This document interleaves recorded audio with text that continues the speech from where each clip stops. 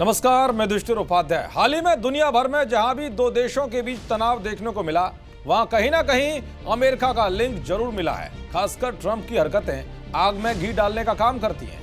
यही नहीं बल्कि जिन देशों में तख्ता पलट हुआ है या तख्ता पलट होने के कगार पर है, इन सब का आरोप भी ट्रंप पर ही लग रहा है। लेकिन अब ट्रंप ने अचानक ऐसा फैसला लिया है जिससे लग रहा है कि अब एक और नई जंग भड़कने वाली है और ये जंग ट्रंप पर भी भारी पड़ सकती है।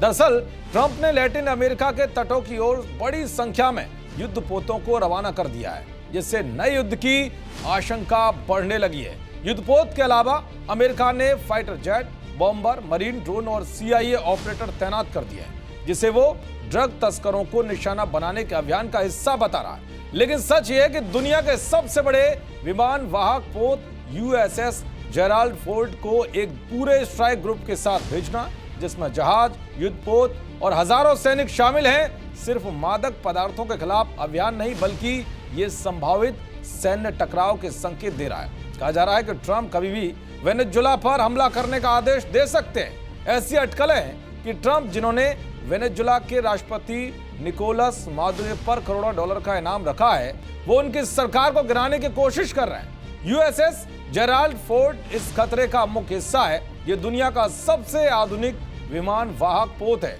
जो लगभग 90 विमानों को ले जा सकता है और बड़े पैमाने पर हवाई और नौसैनिक अभियानों के लिए मोबाइल कमांड सेंटर की तरह काम करता है।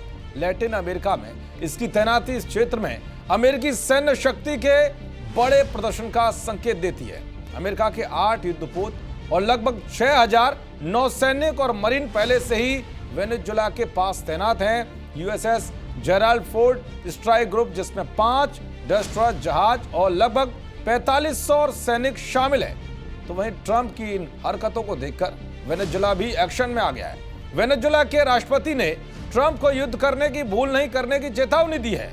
वेनेजुएला की ओर से साफ कहा गया है कि वो पूरी तरह से तैयार है। देश भर में 5000 से ज्यादा एंटी एयरक्राफ्ट मिसाइलें तैनात हैं, जो किसी भी अमेरिकी विमान को मार गिराने के लिए तैयार है। राष्ट्रपति निकोलस मादुरो ने अमेरिका पर युद्ध करने का आरोप लगाया है और कहा है कि उनकी सेना पूरी तरह से सतर्क है। दरअसल सितंबर महीने से अमेरिका लगातार वेनेजुएला से आने वाले पानी के जहाजों पर मिसाइल हमले कर रहा है। ट्रंप प्रशासन दावा करता है कि इन जहाजों के जरिए ड्रग्स की तस्करी की जा रही है, लेकिन अभी तक ट्रंप प्रशासन ने ड्रग्स तस्करी को लेकर कोई पुख्ता सबूत नहीं दिए हैं। इन हमलों में दर्जनों लोग मारे जा चुके हैं, जिसकी आलोचना डेमोक्रेटिक पार्टी से लेकर रिपब्लिकन पार्टी ने भी की है। संयुक्त राष्ट्र के अधिकारियों ने भी इन हमलों को अंतर्राष्ट्रीय कानून का उल्लंघन बताया है और जान गंवाने वाले लोगों की मौत को हत्या बताया।